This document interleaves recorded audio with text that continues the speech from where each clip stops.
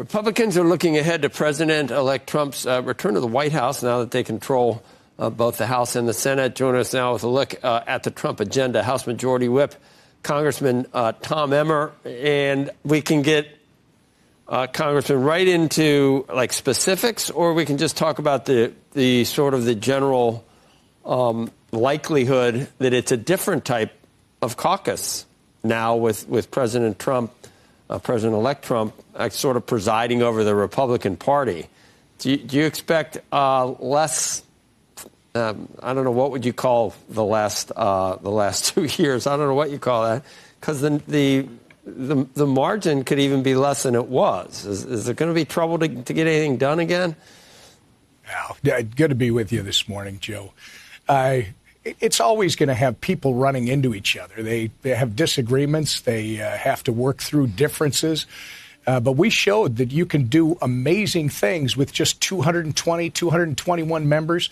Many times over the summer, we had even less than that. So it can get done. And like you point out at the outset, big change is coming. Donald J. Trump is going to be in the White House, and that's going to be very helpful. What does that mean for like budget talks and, you know, all that drama that we kick the can down the road almost every time? Will we have a budget? Yeah, well, you're going to. You're going to have a budget right away next year. As soon as we swear in the next Congress, the goal would be to have one done. I believe our chairman, Jody Arrington, is shooting to have the first one done in sometime in January so they can move on reconciliation.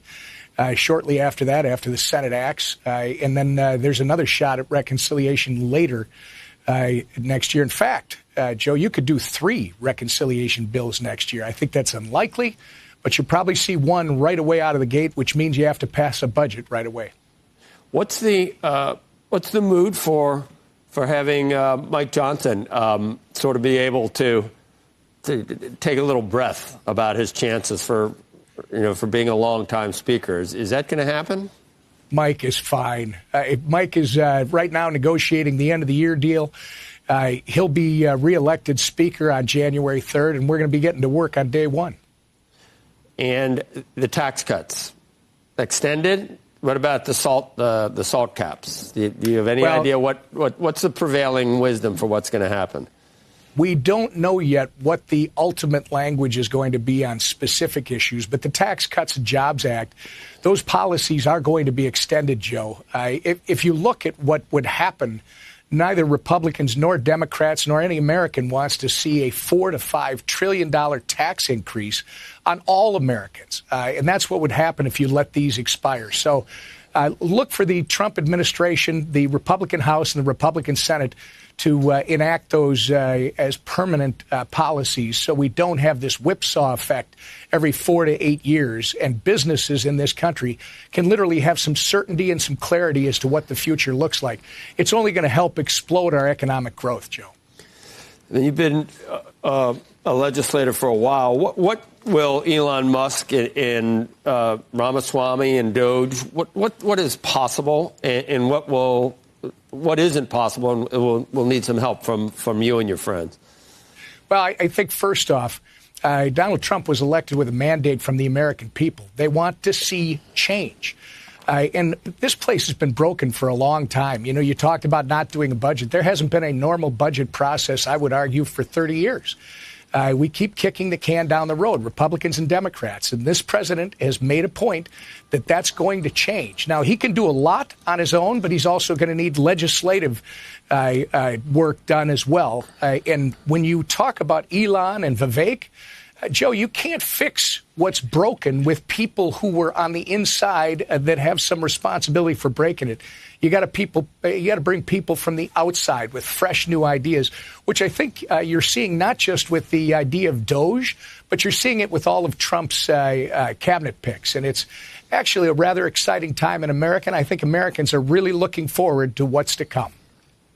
I saw conflicting articles actually about different things. One said that a lot of CEOs have gone in to try to get the president-elect maybe to, I don't know, some carve-outs. Obviously, everybody's in for their own self-interest on the tariffs I'm talking about, and they're getting nowhere, supposedly, on the tariffs. But then I saw that some of the president's people are worried he might be wavering on some of the tougher issues with I don't know, deportation, immigration, and exactly, how far he keeps, how far he goes on some of his campaign promises there. Is that what you're seeing, too, that the tariffs are a given, but there's some wiggle room with how much we do on immigration? Look, unlike the Biden-Harris administration, Donald J. Trump is going to put America first again. And when he talks about tariffs, Joe, he is a master negotiator.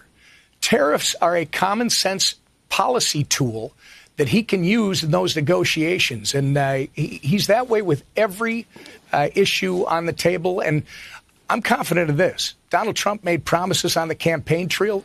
We've seen him do that before, and he keeps his promises. So buckle in and get ready for a fun ride.